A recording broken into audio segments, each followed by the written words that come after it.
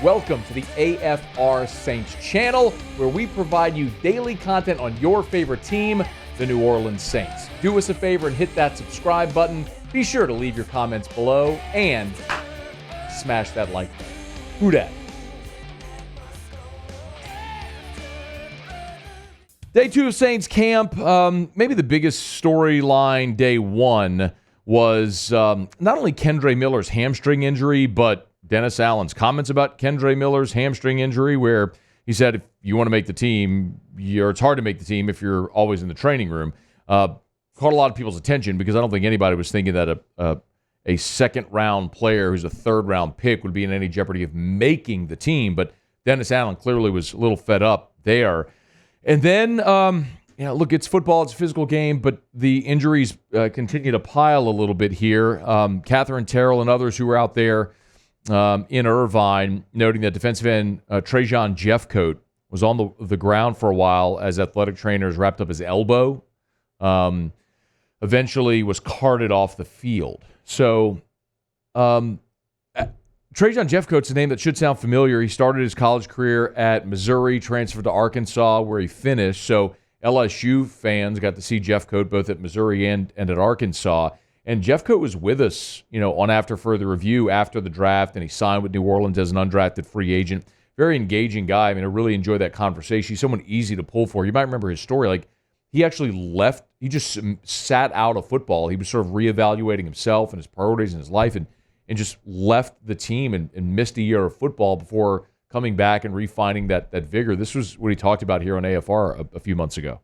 It's so many areas that it helped me. Just taking a year off.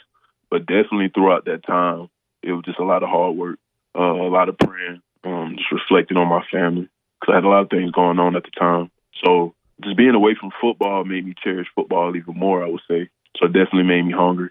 God definitely led me. I definitely dwelled in his place, just in prayer. And I feel like that really, really helped me.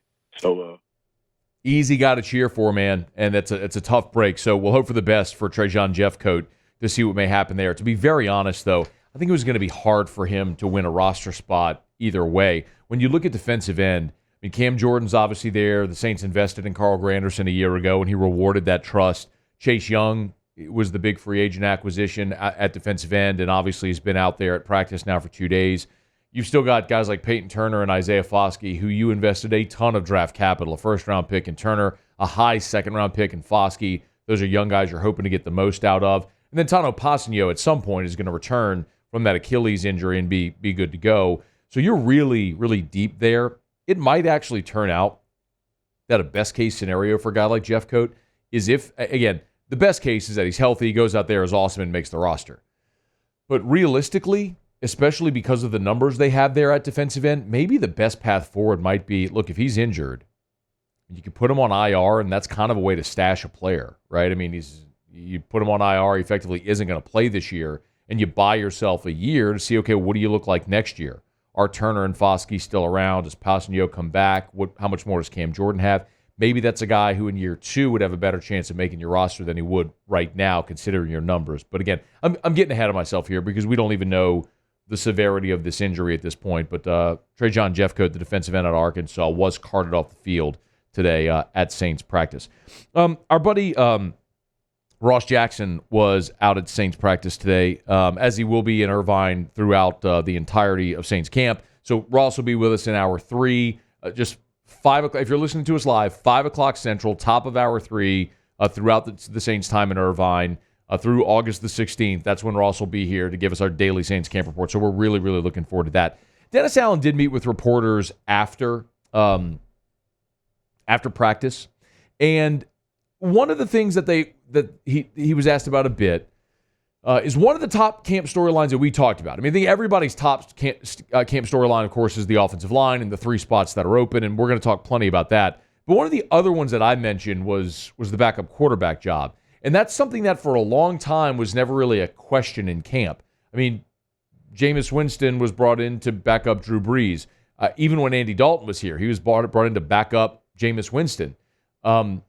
You can go back further when you had, McCown, or when you had Chase Daniel here, Mark Brunell, like it was never a question. You knew who the Saints' backup was. This year, it feels very much up in the air with 2 draft picks in Haener and Rattler. And Dennis Allen was kind of asked about the plan for those 2 guys. Like, are they going to rotate there with the 2s throughout camp, or what the plan was? Well, look, I think both those 2 are competing. And so, yeah, I would venture to say throughout the course of training camp, you'll see both of them run with the 3rd group. You'll see both of them run with the 2nd group. And I think it's not like we have a schedule mapped out, exactly what we're going to do. But I would expect that throughout the course of training camp, they'll both get reps with the 2s and both get reps of the 3s. I'll be more interested in the preseason games than I will practice reps, because ultimately what's going to happen is when they get into those preseason games, you're going to see Derek Carr maybe start and take a series, and then the next quarterback will go take reps with the 1s, maybe for the rest of the first half or however that plays out. Then the other gets the second half, however they may do it,